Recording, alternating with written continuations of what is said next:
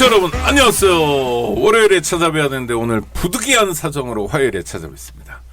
팟캐스트 오다방, 격전 높은 팟캐스트 오다방이 벌써 51번째를 맞았습니다. 네, 게스트가 박수를 쳐주고 계십니다. 오늘도 특별한 분을 모셨습니다. 시국도 특별하고 게스트도 특별합니다. 일단 인사 나누겠습니다. 배성인 교수님 오셨습니다. 안녕하세요. 예, 안녕하십니까. 네, 정치학자시고 한신대학교에서 활동하시고요. 교수 노동조합 또 학술단체협의회 학단협에서도 활동하시고 예. 아주 맹렬한 활동을 하시는 분입니다. 한국 사회에 나아갈 바를 글로, 말로 또 여러 가지 실천 활동으로 알려주시는데요. 특별히 우리 배성인 교수님 모시게 된 까닭은 지금 시국이 굉장히 어지럽습니다. 오늘은 박근혜 씨가 국회를 방문해서 총리를 추천해달라 이런 상황까지 왔는데요. 이런 시국 상황을 좀 점검해 봤으면 좋겠어서 가장 걸맞는 전문가를 모셨습니다. 우리 청취자들하고 인사 나눠주시죠. 예, 반갑습니다. 한신대에 있는 배성인입니다. 네, 반갑습니다. 일단 제가 처음 궁금한 거는요. 토요일날 집회 5일 지난주 토요일날 집회 나가셨었나요? 예, 나갔습니다. 그거 어떠셨어요? 소감이요? 기대했던 그 이상으로 분위기가 굉장히 좋았던 것 같습니다. 예. 사람도 많이 왔죠. 예. 예상보다 많이 온 거죠. 그렇죠. 네. 저도 그 단연간의 집회 참석 경험으로 보면 정말 2008년 촛불 때 가장 많았던 것보다 많으면 많지 적지 않았다인 것 같고요. 네. 요번 주 12일에 열리는 집회는 그거보다 클 것 같다 이런 예상들 하는데 선생님도 마찬가지로 제가 볼 때는 최소한 3, 40만 이상 오지 않을까. 광화문에 3, 40만이면 세종대왕 동상부터 시작해가지고 저 숭례문 앞까지 가야 한 3, 40만 될 텐데요. 그렇죠? 그렇죠. 예. 거기에다가 이제 종로까지 아마 쭉 깔지 않을까. 옆으로 그렇죠. 예. 한 길로만 있는 게 아니라 좌우로도 가면 그렇죠. 그럼 100만도 사실 수용할 수 있는 공간이긴 한데요. 예. 자, 이렇게 많은 시민들이 길거리로 쏟아져 나오는 까닭은 뭔가요, 선생님? 제 큰 이유는 이제 대중들의 분노죠, 사실은. 네. 그러니까 그동안 누적됐던 불만이 표출되는 것이 이제 행동으로 이제 나왔다. 단순하게 따지면 그렇게 볼 수가 있을 것 같습니다. 근데 분노만으로 또 행동하지 않는 경우도 있잖아요. 이를테면 최근에 우리가 경험했던 분노 중에 다 크고 무겁고 하지만 2014년 4.16 세월호 참사 같은 경우는 정말 분노했잖아요. 그 생때 같은 우리 자식들의 목숨도 이게 못 살린 건지 안 살린 건지 이런 상황인데 그때 시민들의 분노가 컸죠. 좌절도. 그렇지만 그렇게 길거리로 나오고 하는 거 그때도 집회는 있었는데요. 아무리 많이 모여도 한 10,000단위 집회였던 거로 제가 기억하는데 그거하고 차이는 어떤 게 있을까요? 아무래도 이제 국가에 대한 실망이 컸죠. 이제 국가라는 건 좀 추상적인 개념인데요. 네네. 이제 국가라고 하면 대표적인 대통령이니까 네. 대통령에 대한 이제 분노를 갖고 있다가 그 누적이 되다 보니까 외부로 표출해야 되는데 표출할 수 있는 방법은 행동밖에 없었던 거죠. 그러니까 분노하라는 것이 요즘에 제가 적절하지 않은 것 같아요. 네. 분노만 해서는 안 된다. 이제는 행동을 움직여야 되는 게 아니냐. 네. 그게 아마 나름대로 공감이 형성된 것 같습니다. 분노와 시민들의 행동하겠다는 의식이 결합돼서 대규모 집회로 나타났다. 공자님이 무슨 사물의 이름을 제대로 붙이는 게 되게 중요하다. 정명 이런 말씀을 하셨다고 들었는데 직접 들은 건 아니고요. 네, 전에 들었는데 선생님 지금 사태를 어떻게 이름 붙이세요? 야당은 박근혜 최순실 게이트 이런 표현을 쓰고요. JTBC나 한겨레 경향도 약간 그런 표현을 쓰는 것 같고요.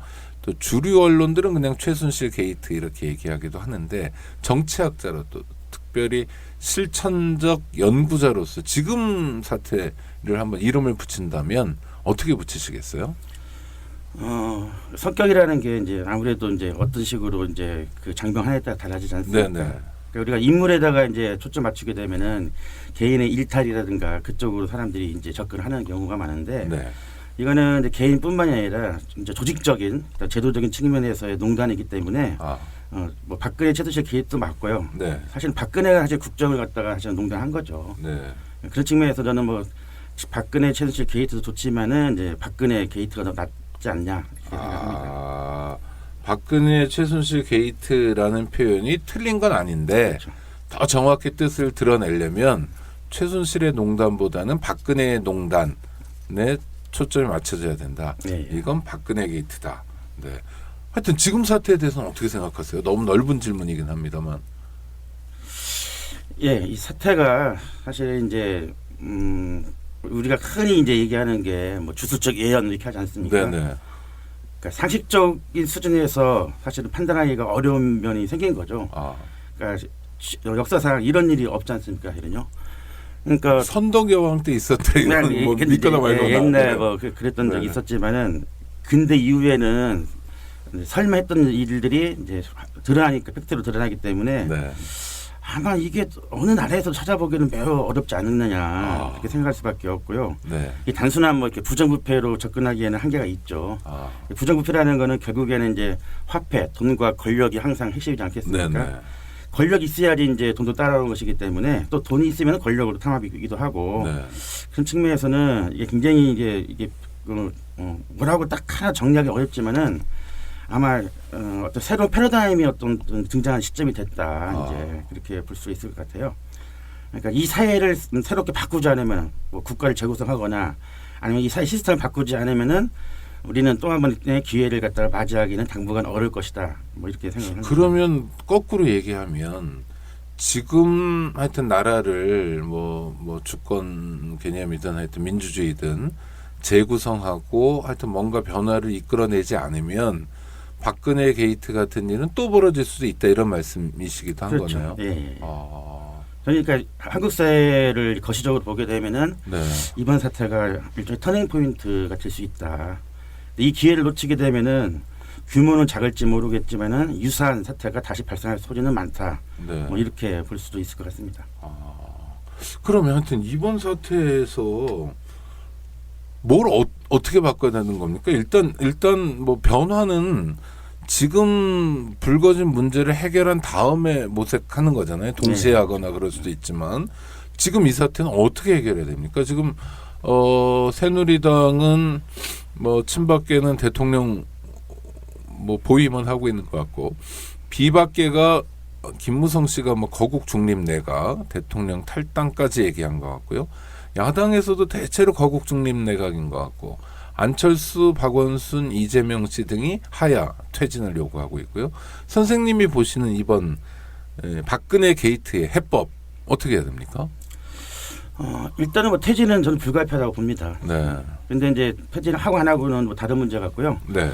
퇴진은 불가피하다는 거는 대중들의 집단 행동이 이제 멈출 수 없다는 거죠. 네. 그게 확연하게 드러난 게 지난 5일날 이제 집회였고요. 12일 날이 가장 큰 이제 고비를 맞이하지 않겠는가 네. 그렇게 생각합니다. 물론 이제 퇴진 이후에 뭐 어떻게 할 것인가에 대해서는 해법이 다 다른데 지금 이제 정치권에서 하는 거는 제도적인 변화만을 갖다 모색하기 때문에 그런 식으로 곤란하지 않느냐. 한국 사회가 이렇게 된 근본적인 배경은 사실 정치권이 그 키를 쥐고 있지 않습니까? 네. 지난 70년 동안의 한국 사회의 정치 문화, 정치 제도 이런 것들을 근본적으로 바꾸지 않으면은 아마 어렵지 않았냐 이렇게 생각을 하는 거죠. 네. 일단은 박근혜 퇴진. 네. 그 다음에 정치 체제를 근본적으로 바꾸자. 그럼 뭐가 문제고 어떻게 바꿔야 됩니까? 제도는 일단 불가피하죠. 근데 이게 뭐 대통령제냐, 뭐 그거 중요한 이야기냐 그것도 중요하지만 네. 그거는 아마 일정 정도 사회적인 합의에 의해서 나타날 수밖에 없지 않는가. 그러니까 야당이 주도해서 변화를 꾀야 하는 것도 있지만은 네. 야당이 주도하는 내용이 시민들의 입장에서 맞지 않으면은 야당도 거센 그런 저항 앞에서 무릎을 꿇을 수밖에 없다. 네. 그러니까 정치권은 이제 정치공학적으로 접근할 수밖에 없다 하더라도 시민들이 가지고 있는 시민들과 공감할 수 있는 수준의 어떤 내용들이 나타나지 않으면 어렵다라고 생각을 하고요. 중요한 거는 제도가 아무리 좋아도 문제는 사람들의 의식과 행태거든요, 사실. 네네. 근데 그들이 가지고 있는 의식과 행태가 바뀌지 않으면은 어떤 제도적 변화가 있어도 근본적으로는 바뀔 수가 없다는 얘기입니다. 근데 의식이라는 게 특히 정치인들의 의식이 저도 인권운동하면서 선생님도 그런 말 주변에 얘기 들어보셨을 것 같은데요. 정치 안 하냐 뭐 이런 얘기 많이 들어봤거든요. 그러니까 한국 사회에서 일종의 로망 같은 건가 봐요. 이렇게 뭘 뭘 잘하거나 제가 잘한 건 없지만 두각을 나타내거나 주목을 받으면 그 다음에 곧바로 정치로 자기 삶을 보상받고 그래서 진짜 국가와 사회에 봉사하고자 하는 사람들이 왜 정치를 할까라는 의문이 들 정도로 정치인들의 의식 속에는 어떤 자기 과시랄까 또 일종의 인정을 받고 싶은 욕구랄까 이런 게 굉장히 많은 것 같아요. 네. 그래서 국회의원 출마하고 그 어려움을 겪으면서도 특히 지역구 관리 이런 거 되게 힘들다는데 낯을 많이 먹고 다녀야 되고요. 그런데도 정치를 하는 것 같은데 그 사람들의 의식을 어떻게 바꿔낼 수 있을까요? 방금 전에 이제 봉사라는 말씀하셨잖아요. 네네. 근데 그들은 봉사라는 개념이 없죠. 오로지 가지고 있는 특권밖에 없기 때문에 그러니까요. 특권을 내놓지 않으면 봉사를 못하는 거죠, 사실. 네네. 그러니까 진정한 의미의 봉사가 무엇인지에 대한 개념이 좀 필요한 것 같고요. 네. 의식이라는 건 두 가지 같아요. 네. 그러니까 시민운동이나 사회운동 입장에서 보게 되면 운동도 하고 그다음에 학습도 하고 이 두 가지가 화학적인 결합을 하게 되면 의식을 바꿀 수가 있죠, 사실. 그렇죠. 네. 근데 정치하는 사람들은 운동이라는 게 정치 운동을 갖다가 안 하지 않습니까? 그들이 하는 거는 사실은 그 정치에 대한 기득권을 갖고 있고 권력을 갖다 향유하고 싶은 욕망밖에 없더라. 네. 그러니까 그들이 가지고 기득권을 내려놓는 게 저희가 볼 때는 필요한 것 같습니다. 네. 숫자도 적은 데다가 너무 많은 권력을 보유하고 있고 너무 많은 특권을 누리고 있으니까 그런 측면에서는 지금 현재 국회의원이 가지고 있는 특권들을 다 사실 내려놓는 게 일단 필요하다고 생각을 합니다. 그 배성인 선생님이 방금 숫자가 적다고 그러셨는데 그럼 국회의원 숫자가 적다는 겁니까? 숫자가 적은 만큼 권력을 많이 보유하고 있다는 거죠. 그러면 해법이 국회의원 숫자를 늘리는 것도 해법 중에 하나가 될 수 있나요? 늘린 만큼 특권을 줄이던가 아니면 저는 이제 개인적으로 지역구를 저는 없애는 게 좋다고 생각합니다. 그 지역구를 없애면 비례대표요? 네. 전국적 수준과 지역적 수준에서의 비례대표로 가는 것도 하나의 해법이 될 수 있다. 그렇게 생각을 하죠. 그건 뭡니까? 그러니까 전국에서 이를테면 새누리당 비례대표가 있고 더불어민주당 비례대표 뭐 또 무슨 노동당 비례대표가 있는데 그거 말고 지역 광역입니까? 이를테면? 그렇죠. 그럼 전라도의 새누리당, 전라도의 뭐 더불어민주당 이런 식으로 두 가지 비례대표로 해서 그것만으로 국회의원을 채운다. 그거 하고 이제 하나는 전문성이 좀 필요하죠. 네. 우리나라 국회의원은 전문성이 제가 볼 때 거의 없다고 봅니다. 네네. 이거 아까 말씀하실 때 뭐 이렇게 사회적으로 뭔가 이렇게 운동을 하거나 기여를 하게 되면 사람들이 정치에 들어가서 정책을 바꿨으면 좋겠다고 말씀하시는데 한 명, 두 명 들어가서는 정치를 못 바꾸지 않습니까? 네. 예전에 민주노동당이 10명 들어갔을 때 뭔가 되는 줄 알았어요. 2004년이었습니다. 네.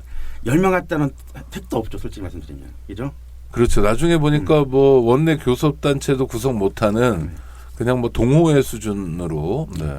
그러니까 법적으로는 20명이 돼야지만이 원내 교섭 단체라는 자격이 부여되는 것처럼 그러한 제한들을 깨야 된다는 거죠. 현재 정의당이 5명밖에 없다 보니까 존재감이 없어요. 그럼 국회의원으로서 역할을 무엇을 할 수 있을까? 그에 대한 의문점이 든다는 거죠. 특히 또 하나는 지역구가 핵심인데 자꾸 지역구를 갖다가 이제 유지하다 보니까 지역주의라든가 지역 감정을 갖다가 계속 호소하고 유발해가지고 그들의 기득권을 갖다가 계속 지속 가능하게 만들더라. 그래서 저는 그런 의미에서는 지역구를 없애는데 대신에 지역에서의 비례대표를 갖다가 다시 만들 수 있다. 그러니까 지금 같은 개념의 지역구는 없애되 그렇다고 지역 대표성이라는 것을 전면적으로 없앨 수는 없는 거니까 그렇죠. 전라도의 숙제, 경상도의 숙제, 뭐 수도권의 숙제는 따로 있을 테니까 광역 단위로 그렇게 의원들을 뽑으면 좋다 이런 말씀이시고 그렇다면요 현실적으로 그렇게 가고 있는 나라가 있나요? 그런 나라들이 별로 없죠. 그러니까 제가 알고 있기에는 뭐 네덜란드 이런 나라가 이제 지역구가 없는 걸로 알고 있고. 그렇습니까? 그러니까 대부분 다 지역구에다가 정당 명부지 비례대표를 하고 있는데 그 나라마다 가지고 있는 특성에 맞춰서 만들면 될 것 같아요.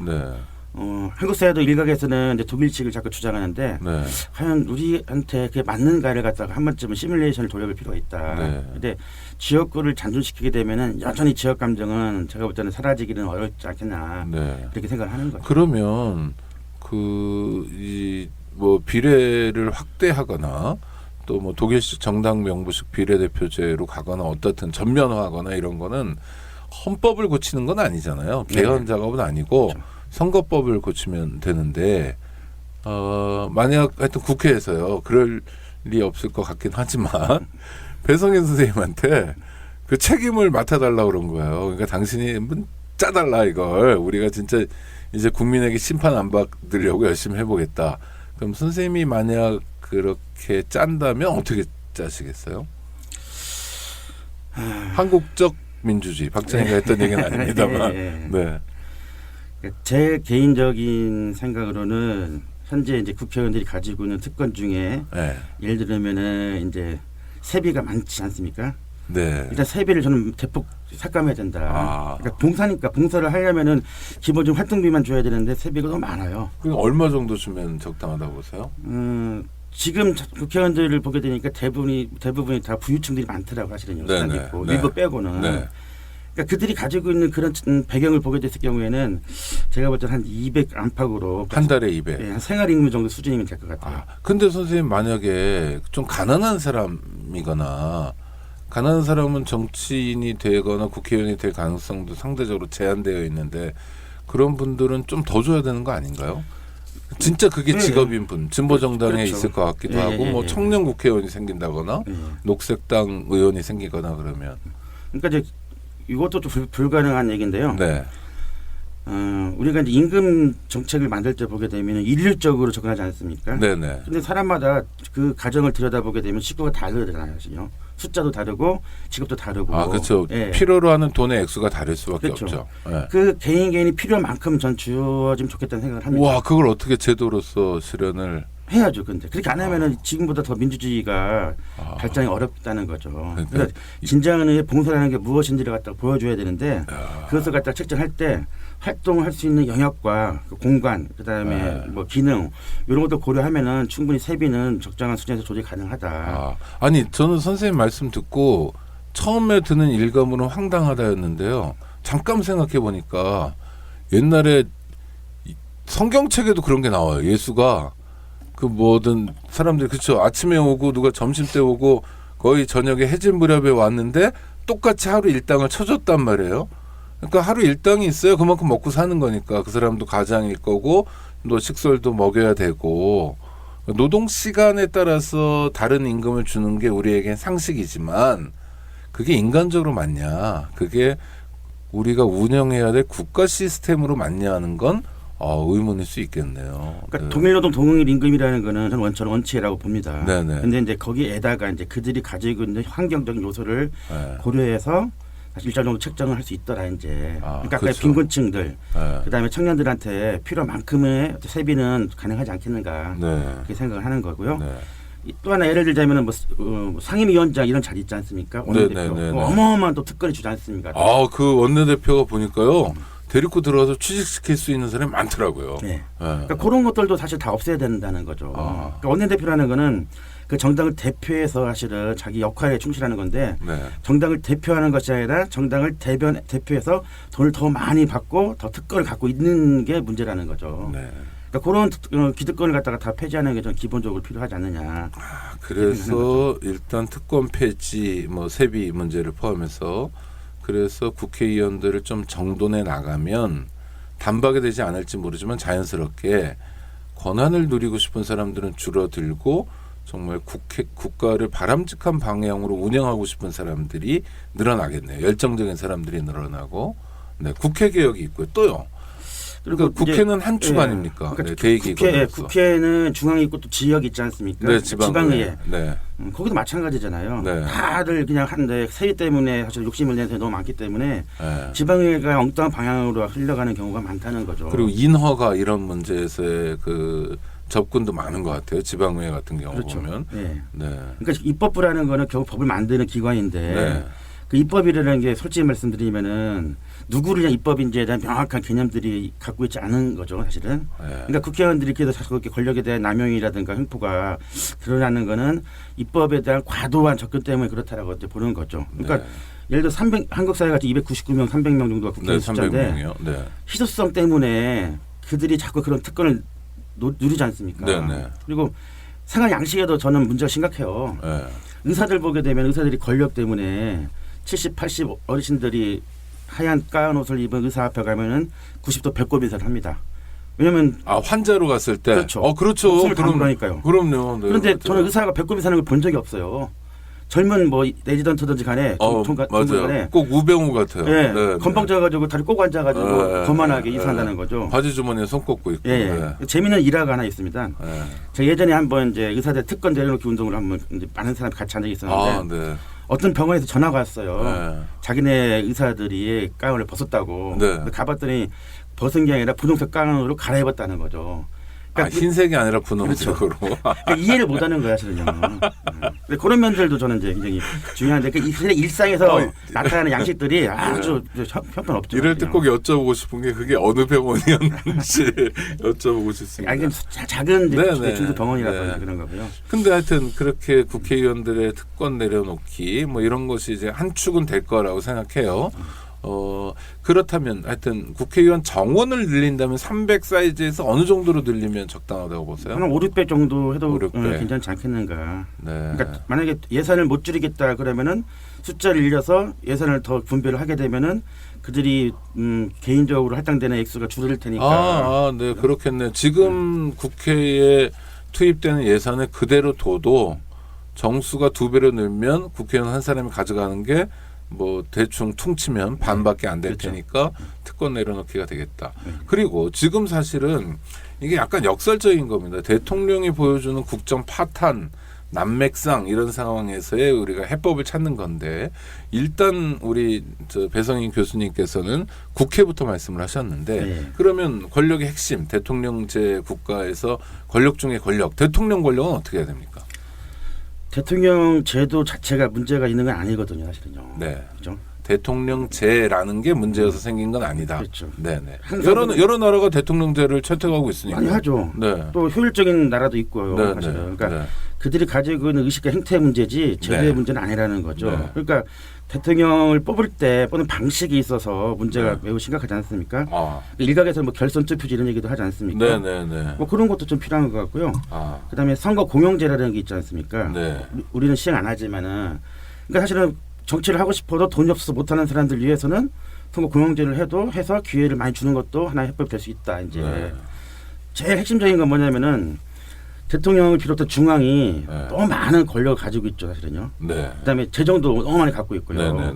그것을 사실 제도적으로는 대통령제를 유지하면서도 그들이 가지고 있는 권력과 재정의 어떤 권한을 갖다가 대폭 지방으로 이전시키는 것도 하나의 방법이더라. 그러니까 형식적으로는 지방자치 제도가 있지만은 실제 한국 사회의 지방자치 제도는 제대로 순기능적인 역할을 못하고 있다는 거죠. 그러니까 그걸 실질적으로 해야 된다는 거죠. 그런데 지역에 가면은 뭐 어려운 얘기지만은 풀뿌리 보수주의가 제일 심각하지 않습니까?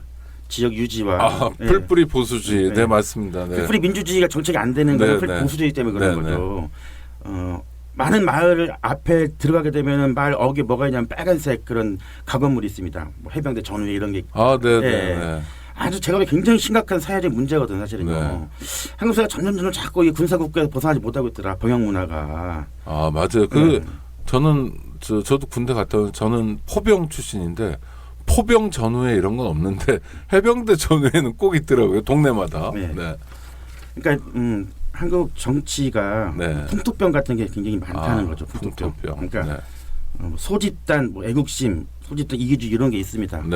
지금은 많이 안 하지만은 80년대에는 대학에 들어가게 되면 제일 많이 하는 것 중에 하나가 뭐 향후회, 동창회, 동호 이런 거 굉장히 많이 했습니다. 지금도 많이 하지 않나요? 많이 하는데 옛날보다는 좀 덜한 편이죠. 그러니까 존재감이 없다 보니까 불안해가지고 어떤 집단에 소속이 돼 있어야지만이 대리만족을 느끼는 뭐 그런 것도 있죠, 사실. 그래서 안도하고. 근데 지금 대학생들도 제가 가끔 대학 캠퍼스에 가보면 입학할 때 3월, 4월이나 막 약간 예체능과들이 특히 심한 것 같긴 한데 저 멀리서 막 달려와서 선배님 안녕하십니까 하고 90도 인사하고 뭐 여학생들은 치마 못 입게 하고 뭐 이런 엽기적인 학교도 좀 있고 그러는데 그런 게 다 그런 데서 오는 거겠죠. 그렇죠. 조직에 소속시키려고 하는. 그것을 또 하나의 전통이라고 굉장히 어떤 긍지를 갖고 있는 학생들이 꽤 아직도 많거든요.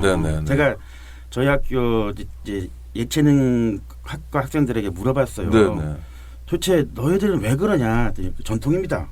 그게 무슨 전통, 그런 전통이 어딨니? 그럼 군기가 안 잡힙니다. 군기? 야, 지금 21세기 군기라는 말 왜 하냐? 군기는 군대에서 잡는 거죠. 근데 혹시 필요하다면. 그런 식으로 생각을 갖고 있다는 거죠, 사실은. 게다가 이제 제가 정치권 얘기 드는 게 예를 드는 거는 그런 풍토병이 너무 많다는 건데 네. 예를 들어서 뭐 조급증, 그죠? 그다음 후딱후딱 이데올로기, 네. 뭐 간추린 전과, 또 요점과 급소 이런 게 많잖아요, 사실은요. 네. 그게 가장 대표적인 집단이 정치 집단이거든요, 사실은요. 네. 그들이 그런 문화를 버리지 않으면 어렵다는 거죠. 네. 그러니까 저는 법이나 제도가 바뀌어도 안 되는 이유 중에 하나는 문화거든요, 문화. 네. 그러니까 그런 문화를 정착시키려면은 사실은 이번 기회에 판을 완전히 바꾸자는 어렵다는 얘기입니다. 대표적인 예가 성수대교 붕괴하고 삼풍백화점 붕괴가 있지 않습니까? 그렇죠. 20년이 지나긴 했지만 끔찍한 사건이었죠. 네. 이런 문화 때문에 나타나는 현상이거든 사실은요. 네. 자꾸 빨리빨리 하려고 그러고 결과 중심에 업적 중심에 지금 성과 퇴출제가 그런 거 아니겠습니까? 지금 네. 뭐 그런 측면에서 보게 되면은 정치 문화가 바뀌어야지 저는 사회 문화도 바뀐다. 사회 문화가 바뀌면은 시민들 의식도 조금 더 성숙해질 수 있다. 우리가 동시대를 살아서 사실 그냥 과정을 다 봐서 그렇긴 한데 조금 한 발 떨어져 살거나 아니면 외국에 계신 교포들이 경악을 금치 못하는 게 4대강 사업 같은 거예요. 네. 이게 굉장히 중요한 사업인데 하여튼 하든 안 하든 네. 논쟁적이고 근데 임기 내에 끝내야 되는 거잖아요. 그렇죠. 그러니까 뭐 예산 투입하고 후삭하고 그냥 뭐 공구리도 금방 치고 막 이렇게 되는 게 선생님 말씀하신 그런 거죠. 그렇죠. 아주 유치한 성과주의. 자, 구체적으로 극복할 수 있는 게 몇 가지 방안이 있는데 결선 투표제라는 건 1, 2등 후보가 다시 붙는 거죠. 그러면 당장 그 볼멘 소리가 나올 것 같은데 비용이 많이 들지 않냐. 이런 건 어떻게 생각하세요? 비용은 민주주의로 한 단계 도약할 수 있는 비용이기 때문에 그거는 뭐 감수할 수밖에 없지 않냐 생각합니다. 그 돈이 아니더라도 사실 엉뚱한 데 투입되는 돈이 많거든 사실은요. 국방비를 보세요. 근데 최순실 때문에 날아가는 돈 생각하면 그거는 잔돈푼이다. 그러면 선거 공용제는 선거 비용을 정부가 대주는 거죠. 그러면 저는 이제 대통령이 안 나갈 건데 왜냐하면 이 기탁금 5억 원이 없어서 정부가 대주기 시작하면 저 같은 사람들이 한 4천 명 나오면 어떡합니까? 좋죠. 그 비용을 어떻게 국가가 다 대요? 예를 들면 이게 황당한 질문인가요? 아니 황당하지 않죠. 선거 공용제라는 게 결국 정부 예산으로 하는 건데 기탁금이라는 게 사실 다 나중에 국고로 들어가지 않습니까? 그렇죠. 아니면 못 찾아오죠. 일정한 퍼센테이지가 안 되면. 어차피 그 돈은 그 돈이거든 사실은. 그러니까 국가가 기탁금 대신 내줬다가 아주 회수하기 때문에 아무 문제가 없다는 거죠. 돈이 들어가는 게 아니죠 이거는. 개인 돈이 안 들어가는 게 중요한 것이지 정부는 항상 그 돈을 그대로 유지하고 있는 겁니다. 아니요. 선거 비용이 들지 않습니까? 비용은 제한을 둬야죠. 누구에게나 똑같이 해야죠 사실은. 그러니까 빈곤층들에게 기회를 주려면은 선거 비용을 갖다 최소 해야 된다는 얘기입니다. 근데 만약에 정말 대통령 후보가 한 100명쯤 나오면은 그거 어느 후보가 어디가 있는지도 모르고 변별력도 없을 텐데 무슨 그것도 통제나 안전장치가 있습니까? 선거 공용제를 할 때 아니면 제가 막연한 우려인가요? 아니죠. 근데 그런 우려가 있는데 실제 해보면은 그렇게 후보가 많이 나오진 않을 거예요, 사실은요. 왜냐하면 이제 이게 무조건 대통령 후보로 나오는 게 중요한 것이 아니라 대통령 후보에 나올 수 있는 과정을 좀 투명하게 만들어야 되는 거죠. 그러니까 기회는 많이 주되 엄선을 해야 된다는 거죠. 과정을 거쳐가지고 적합성을 따져가지고 적합한지 적합하지 않은지 이런 게 이제 중요한데 예를 들어서 지금 대통령을 보게 되면은 본인이 대통령에 대한 의지는 있지만은 역량도 없고 무지하고 그죠? 쌩까기나 하고 이상한 농담이나 하고 이런 사람이 적합성이 있는지를 안 따졌잖아요 우리는요. 그냥 여론 보이나 하고 이상한 농담은 이명박 씨 같은데. 이명박도 했지만 박근혜도 했었죠. 박근혜 하고 아재 개그라고 해가지고 비서가 웃고 그랬지 않습니까? 자기가 웃기면 웃어줘야 되고 남들이 웃기면 재미없다고 그러고. 그거 완전 갑질이었어요. 그러니까 대통령으로서의 자질이 적합하냐 적합성을 따져야 된다는 거죠. 그래서 한 몇 단계를 거쳐가지고 걸러내야 되는 거죠 사실은요. 아니 왜 여쭤봤냐면 우리나라는 지금 선거 공용제를 안 하고 있는데도 허경영 같은 사람이 나오는데 만약 제도 바꾸면 허경영이 쏟아져 나오면 어떡하나 하고 중앙정부 권력을 지방에 이양하자는 건 뭐 청취자 여러분들께서도 아주 쉽게 이해하실 것 같아서 특별히 말씀 안 드리겠습니다. 이를테면 경찰이나 그렇죠? 지금 예산 문제라든지 누리과정 이런 거 가지고 계속 싸우는 거 아닙니까? 그래서 그게 지역으로 넘겨졌을 때 정말 제대로 된 민주화도 될 수 있다 이런 의미고요. 그래서 저는 사실 배성인 교수님 모시고 거꾸로 말씀해 주실 줄 알고 생각을 했었어요. 의식 이런 게 중요한 게 아니라 제도를 좀 더 선진화하고 좀 더 이렇게 민주화해야 된다는 건데 제도도 중요하지만 제도는 특권 내려놓기 정도 수준의 제도 개혁만 있으면 되는 거고 어차피 뭐 내각제로 하든 이원집정부제, 대통령제 다 일장일단이 있는 거고 정치하는 사람들의 의식을 바꿀 수 있는 구조적인 개혁이 필요하다. 그렇죠. 이런 말씀이시군요. 안녕하세요. 오창익입니다. 인권연대는 정부나 기업의 지원을 사양하고 오로지 시민의 참여로만 운영하는 100% 순도의 민간 인권단체입니다. 1999년 창립 이래 한눈 팔지 않고 오로지 인권운동에만 매진해 왔습니다. 인권연대 회원으로 참여해 주세요. 인권연대 회원이 늘어나면 그만큼 인권연대 활동도 풍부해지고 활발해집니다. 인권연대 회원 가입은 인권연대 홈페이지를 참고해 주세요. 감사합니다. 자, 그 대통령은 하여튼 그만둬야 된다 이런 말씀이시잖아요. 예. 어떻게 그만둬야 됩니까? 그냥 그 하야라고 하는 아주 촌스러운 표현도 쓰는데 퇴진, 사임해야 됩니까? 아니면 탄핵을 해야 됩니까? 뭐 합리적으로 해법을 모색하자면은 탄핵보다는 퇴진이 전 적합하다고 생각을 합니다. 비용이 덜 들고 그래서요. 네. 그리고 이제 정치 일정을 자꾸 고려해서 뭐 탄핵 얘기도 나오고 그러는데 네. 정치 일정이 중요한 게 아니라 제가 볼 때 대중들의 일정이 더 중요하다고 생각합니다. 대중들이 무슨 일정이 있습니까? 그러니까 대중들이 앞으로 일상을 갖다가 어떻게 꾸려야 될 것인지에 대한 심각한 수준에 놓여 있는데 그들이 요구하는 것들을 갖다가 정치권이 받아들여야 된다는 거죠. 네. 이 사람들은 자기들 정치 일정에 맞춰서 누가 대통령이 될 것인지가 너무 중요하기 때문에 대중들의 분노를 갖다가 수용을 안 하고 있지 않습니까? 그렇죠. 여야 모두 그런 모습을 보이죠 지금요. 그러니까 이들은 셈법만 있죠. 셈법만 더하기 빼기만 하고 있지 다른 그 계산 잘 안 하는 것 같아요. 실제 중요한 거는 대중들의 어떤 분노인데 아마 이걸 제대로 수용하지 못하면은 이건 야당도 사실은 대중 앞에 무릎을 꿇을 수가 있다라고 보는 거죠. 저는 이번 국면에 약간 깜짝 놀란 게 문재인 씨가 뭐 더불어민주당 대표였죠. 지금은 국회의원도 아닌데 그러나 분명한 건 유력 대선 주자인 건 분명한데 개인적으로 아는 분 욕을 하려니까 좀 마음이 떨리는데. 근데 이분이 이번 국면에서 뭐 대통령 말 안 들으면 나도 중대 결심을 하겠다 이래서 약간 놀랐어요. 막 전두환인가 중대 결심을 하게. 그래서 그런 게 이를테면 셈법인 것 같아요. 그런 게 이제 시민적으로는 용납 안 되는 일이다. 그렇죠. 그런데 이런 질문은 어떠세요? 그러니까 퇴진하는 게 뭐 간편하고 좋죠. 그만두면 뭐 60일 내에 대선하면 되는 거고. 그런데 이건 박근혜라는 사람이 국정을 농단한 정말 나라를 파탄에 빠지게 했던 박근혜 게이트이기 때문에 박근혜에게 책임을 묻는 의미에서 민주적 그 공무원 파면 제도인 탄핵을 통해서 쫓아내는 게 맞는 거 아니냐라는 생각이 막연히 드는데 선생님 견해는 어떠세요? 탄핵이라는 거는 결국에는 이제 어떤 합리적인 절차에 따라서 움직이지 않습니까? 그렇죠. 국회가 소추하고 헌법재판소가 결정하는 거죠. 하는 거죠. 시간도 좀 걸립니다. 그러니까 제가 중요시 여기는 게 전 시간의 문제라고 생각을 해요. 그러니까 그 시간이 매우 중요한데 그 시간에 무엇을 할 것인지가 가장 핵심이라고 보는데 예를 들자면은 제가 이제 가끔씩 제가 조희연 교육감하고 좀 친하지만은 가끔씩 화가 날 때가 있어요. 그 친해도 화를 내야 됩니다. 그래야 잘합니다. 그러니까 학교 비정규직 노동자들의 요구를 나중에는 들어주는데 그 과정이 너무 힘들다는 거죠. 어차피 들어줄 거면 빨리 들어주라. 왜? 그 사이에 그 시간 동안에 그 사람은 너무 힘들거든 사실은요. 네, 그렇죠. 그러니까 어차피 해줄 거라면 빨리 해주는 게 낫다는 거죠. 그러니까 어차피 사퇴를 시키거나 어차피 뭐 퇴진을 시킬 거라면 빨리 하는 게 낫지 않느냐. 뭐 대안은 없지만은 그리고 안 한다고 해서 무슨 힘이 있겠습니까 지금은.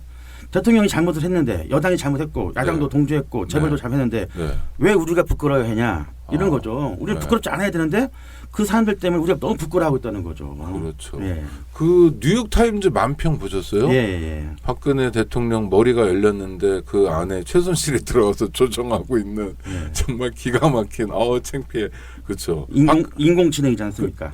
박근혜 정부 여기했다 얘기했다면 4차 산업혁명 인공지능 뭐 알파고 그 빗댔죠. 아주 그냥 정말 왜 우리가 창피한데 진짜 창피해야 될 사람은 따로 있는데 배 교수님 말씀 드리니까 지연된 정의는 정의가 아니다 이런 격언도 떠오르네요. 그러니까 지금 탄핵이다 또는 퇴진이다가 중요한 게 아니라 하루라도 빨리 비정상적인 박근혜 정권을 종식시키는 게 훨씬 더 중요한 가치다. 그렇습니다. 그럼 이런 상황에서 우리 시민들에게 물론 시민들이 잘못한 건 아무것도 없습니다만 뭐 박근혜를 찍은 시민들의 잘못이 조금 떠오르긴 하네요. 근데 시민들은 뭘 해야 됩니까? 글쎄요. 지금 시민들이 할 수 있는 게 특별히 많이 있지는 않은 것 같아요. 아니 페이스북에 해시태그 달기 그거는 네, 성공한 것 뭐 같아요. 그런데 최순실은 네. 다 일상적으로 하는 거고요. 네. 저는 이제 몇 가지를 좀 주문 네, 아닌 네. 주문을 하고 싶은 게 네, 있습니다. 그러니까 시민이라고 우리가 얘기하는 층들이 여러 가지가 있지 않습니까? 그렇죠. 네. 남녀노소. 자기 영역에서 네. 자기 영역에서 자기 영역을 갖다 정상화할 수 있는 노력들을 게을리해서 안 된다. 네. 그러니까 집단적인 행동은 기본적으로 하되 일상이 돌아갔을 때는 자기가 발딛고 있는 땅에서 자신을 뒤돌아보고 그다음에 자신이 몸담고 있는 공간이 어떻게 정상화될 것인지에 대한 진지한 성찰과 노력들을 갖다가 게을리해서 안 된다라는 얘기죠. 그러니까 좀 더 풀어서 말씀드리면은 네. 이 뭐 탄핵이든 퇴진이든 뭐 하야든 이 국면에서 사실 예를 들면 철도노조 노동자들은 뭐 지금도 파업하고 있죠. 고민하고 있다는 네. 거죠. 왜냐하면 묻히고 있지 않습니까? 그때 그렇죠. 목소리가. 네, 완전히 묻혔죠. 네, 그러니까 퇴진 전국이지만은 여전히 그 전국 속에서 자신들의 요구 조건을 계속 주장을 해야 된다는 거죠. 네. 제가 이제 집이 학교에서 좀 멀어서요. 네. 좀 시간이 걸리는데 철도는 파업 때문에 제가 두 가지가 달라졌습니다. 네. 하나는 굉장히 성실해졌어요. 기차가 파업을 하니까 기차를 타고 다니거든요. 그러니까 평상시보다 30분 일찍 나옵니다. 네. 혹시 모르니까. 네. 네. 성실해졌고 또 하나는 일찍 나오다 보니까 학교 일찍 도착합니다. 네. 여유가 생겼습니다. 네. 네. 그 시간 동안에 학생들하고도 얘기를 더 많이 나눌 수 있는 기회가 되기도 하고 그러니까 그게 달라지더라고요. 저는 불편해도 괜찮은 게 아니라 네. 좋은 점도 많은 것 같아요. 불편하니까 더 좋아. 네. 네. 파업하니까 더 좋아. 네. 그러니까 고로 자기 영역에서 네. 그 정상화할 수 있는 노력들을 갖다가 게을리해서 안 된다. 아. 그게 이제 유기적으로 사실 연결되면은 저는 뭐 이 탄핵 국면에서도 지혜로움을 갖다가 발휘할 수 있지 않겠는가. 근데 우리가 이제 분권화 이런 게 안 돼서 사실은 철도 노조 파업도 뭐 철도 코레일 사장이 뭔가 주도권을 쥐고 하는 측면은 별로 없고요. 보면 네. 실제로 청와대에서 오다 때려주고 확인해주고 이런 것들이 많았잖아요. 네. 그래서 지금 무정부 상태가 되니까 국정농단이 전면화되니까 철도 파업에 대해서 뭐 신경을 쓰거나 조정을 하거나 뭔가 임단협을 통해서 이거 파업을 종식시키거나 노동자들과 대화도 안 되고 이런 거죠 지금요. 그렇죠. 이게 일종의 블랙홀 같아가지고 네. 상당히 많은 과제가 지금 산적해 있는데 그게 다 피해가고 있다는 거 아니겠습니까? 맞아요. 박근혜가 다 잡아먹은 형국이에요. 네. 그렇죠. 철도 노조 파업만이 아니라 배 교수님 그렇죠. 우리가 기억하고 해야 될 뭐 현안이 많잖아요. 네. 검찰이 우병우 수사하는 것도 되게 중요하지만 백남기 선생 사건은 도대체 어떻게 된 건지 그렇죠. 네. 뭐 압수수색 검증 영장 들고 찾아오고 요란을 떨었는데 그 수사를 위한 건데 그래서 수사가 어떻게 진행되는 건지 하다못해 뭐 물대포를 쏘도록 한 경찰 책임자는 소환했고 제대로 뭐 조사가 되는 건지 처벌받는 건지 뭐 그것만이 아니라 진짜 그냥 우리의 일상적인 삶 자체가 지금 뭐 그러니까 선생님 말씀대로 박근혜가 빨리 물러나야 되겠군요. 네. 시간이 길어지면 길어질수록 더 엉망이겠네요. 일상이 자꾸 이제 뒤틀리기 때문에 네. 문제가 심각해질 수 있다는 거죠. 맞아요. 토요일 날 집회도 한두 번이지 뭐 매주 나갈 수는 없는 거 아닙니까? 그렇죠. 우리가 다 생업이 있고 네. 또 주중에 힘들었던 분들은 그때라도 잠깐 쉬어야 되고 또 사람도 만나고 그래야 되는데 와. 우리가 이제 2008년도 촛불을 다시 한번 이제 복귀해 보면은 오래 했어요. 맞아요. 매일매일 했죠 사실은요. 네. 밤새도록 하고. 네.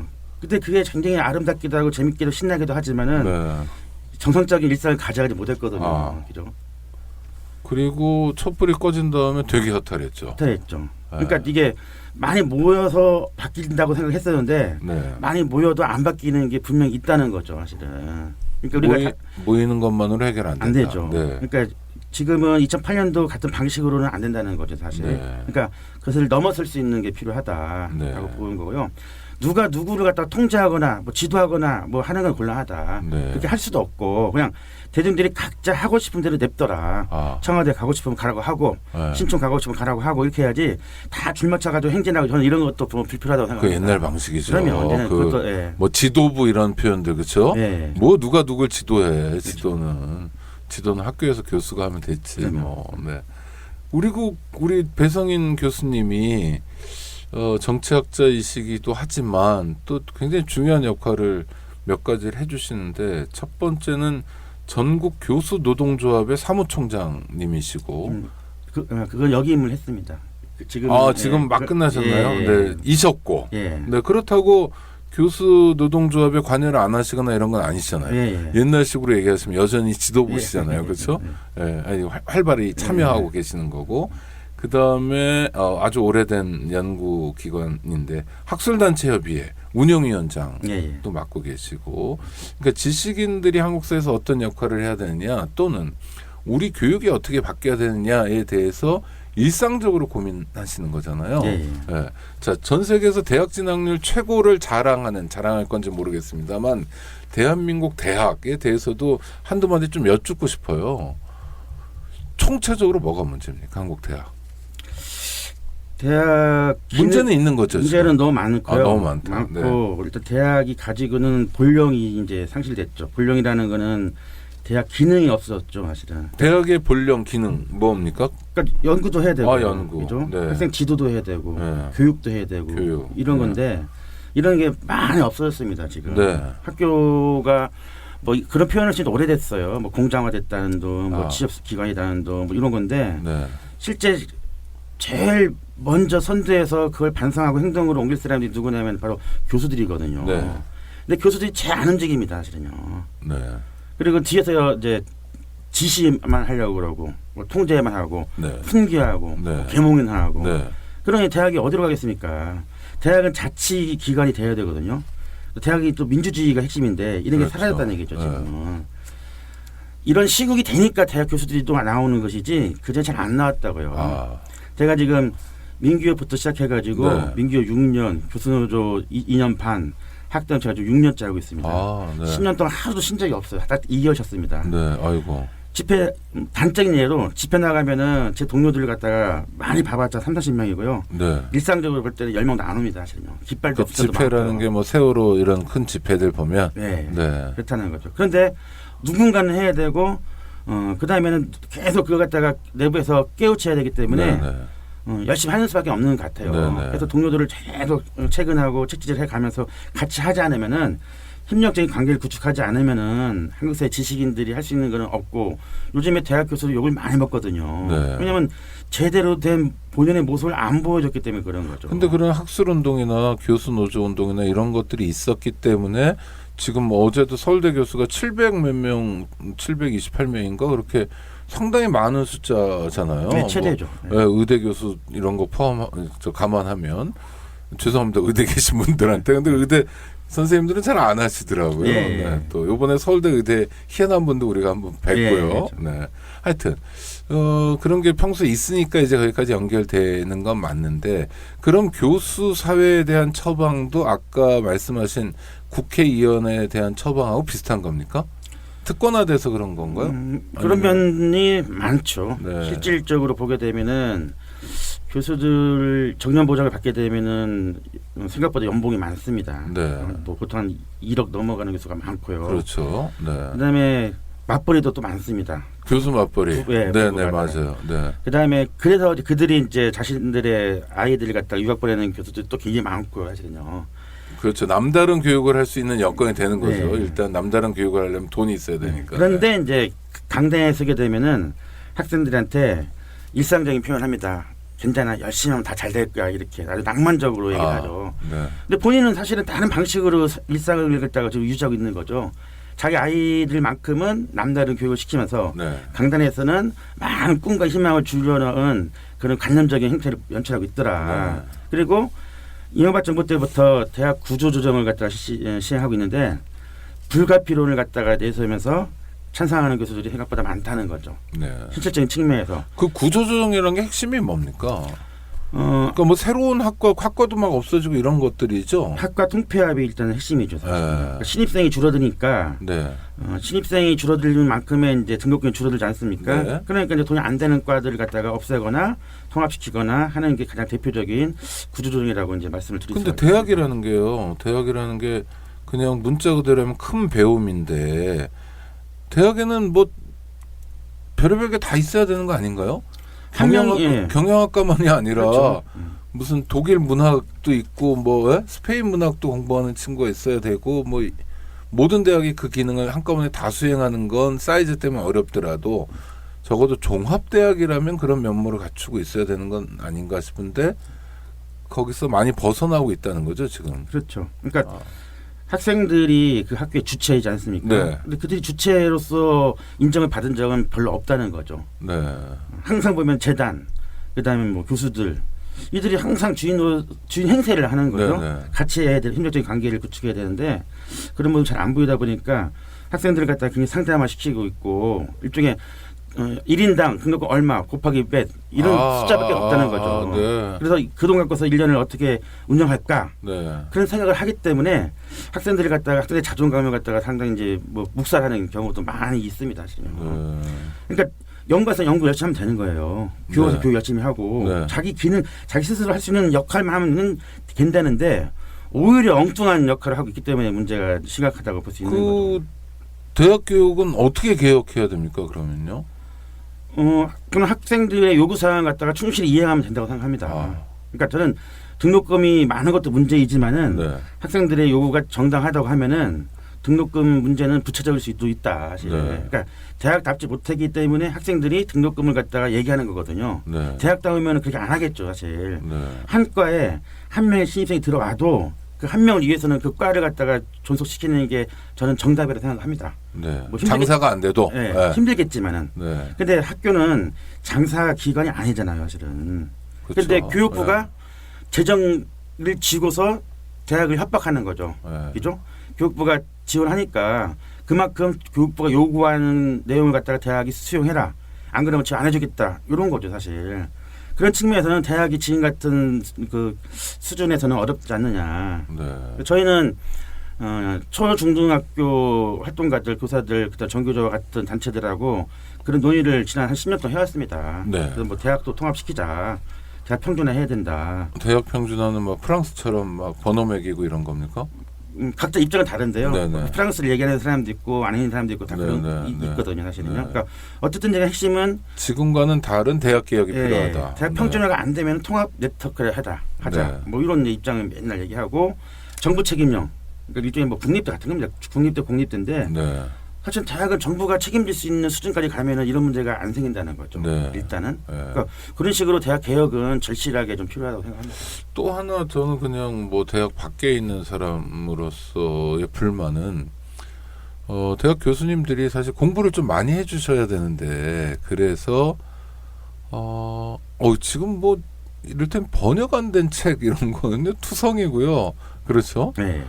그다음에 또 그 굉장히 우리 사회나 우리 시민들에게 필요한 연구 과제들 중에 방치되어 있는 것도 되게 많아요. 저희는 인권 운동하면서 이제 법학 이런 데도 좀 관심을 갖게 마련인데 거의 뭐 저 법학 전문 대학원 만든 이후에 이제 변호사 시험 합격 문제가 가장 큰 문제라고 해서 거기 마치 블랙홀처럼 빠져들어간 것 같고 법학의 본래적 역할이나 기능 이런 건 좀 안 되는 것 같고 그게 꼭 법학만의 문제냐 하면 아닌 것 같고 전반적인 문제 같아요. 무엇보다 불만은 책이 별로 안 나오고 있다. 교수들이 쓰는 책이 아니 뭐 아프니까 청춘이다 이런 거 말고요. 이 문제도 지금 대학이 안고 있는 중요한 문제는 맞죠. 그것도 이제 성과주의 때문에 그런 거죠. 그러니까, 아니 책을 내는 게 성과 아닙니까? 그게 성과인가 맞는데요. 교육부가 공식적으로 카운트하는 실적이라는 거는 책보다는 논문이 더 쉽거든요, 사실은요. 오히려. 아니 그 논문도 논문 나름인데요, 선생님. 논문을 쓰는 것보다 제대로 된 책은 그야말로 논문은 뭐 읽는 사람도 별로 없겠지만 책은 그야말로 학문의 시장에 내놓는 거잖아요. 뭐 장사미사가 다 읽는 거고. 그래서 선생님도 책도 내보시고 논문도 쓰셨지만 당연히 공이 책을 만드는데 훨씬 더 많은 훨씬 더 많은 시간이 들지 않습니까? 논문 여러 개 모아야 겨우 책 하나 되는 거고. 근데 왜 책을 평가를 안 하죠? 평가를 하는데 그 시간이 많이 걸리고 내용도 필요하고 많이 공을 들여야 되기 때문에 네. 그 짧은 시간에는 논문을 통해서 업적 인정 받는 게 손쉽다는 거죠. 아, 그러니까 그래서 공부를 안 한다는 거죠. 제가 여쭙는 게 논문 하나 쓰는 거를 예를 들면 논문 5편 쓰는 걸 책 하나, 네. 10편 쓰는 걸 책 하나 이렇게 평가를 안 하는군요. 네, 그렇죠. 논문 하나, 책 하나 똑같은 거예요? 뭐 똑같지는 않고요. 네. 책은 한 2편, 3편 이 정도밖에 인정 못 받죠. 그러니까 내가 뭐 시간이 무궁무진한 것도 아니고 솔직히 좀 쉬고 싶은 생각도 있고 네. 그러니까 단행본 책을 내는 것보다는 논문 쪽으로 교수들이 가기 마련이다. 그렇죠. 그러니까 대학을 평가하지 않습니까? 네. 교육부도 평가하고 중앙일보도 중앙일보, 네, 평가하는데 중앙일보가 평가하죠. 네. 언론사가 대학을 평가할 자격은 없죠, 사실은. 근데 문제는 평가를 수용하는 태도에 저는 문제가 있다고 생각합니다. 네. 제가 아는 제 동료 중에 한 분이 이제 경영학과 모 대학 경영학과 계신데 네. 중앙일보가 이제 경영학과를 평가했는데 그 학과가 전국 6등을 했어요. 아, 그러니까 뭐라고 페이스북에도 올렸냐면은 중앙일보 평가를 계속적으로 반대해 왔지만은 막상 6등하고 나니까 그래도 기분은 좋네요. 이렇게 이게 현실이라는 거죠. 아, 그렇죠. 예. 네. 그러니까 왜 평가를 그렇게 하냐는 거죠, 저는. 네. 근데 6등 하다가 만약 10등으로 떨어지면 기분 나쁘고 또 약간의 책임 문제나 왜 떨어졌냐 이런 추궁도 나올 수 있겠네요. 뭐 기분은 상당히 나쁘죠, 사실은. 아니 그리고 다른 학교에서도 그런 추궁이 있지 않나요? 추궁 같은 건 안 하는데요. 아, 뭐 등수 들어가는 것만 해도 좋아하니까. 네. 근데 안 들어가면은 이제 사실 좀 기분은 좋지는 않죠, 사실은. 네. 그 오묘한 게 있는데 네. 매번 이런 식으로 반복돼 있다는 거죠, 지금. 네. 그러니까 대학이 그래서 제 기능을 못 하고 있거든요. 학문을 할 때는 일단 즐거워야 되는데 학문이 즐겁지가 않은 겁니다.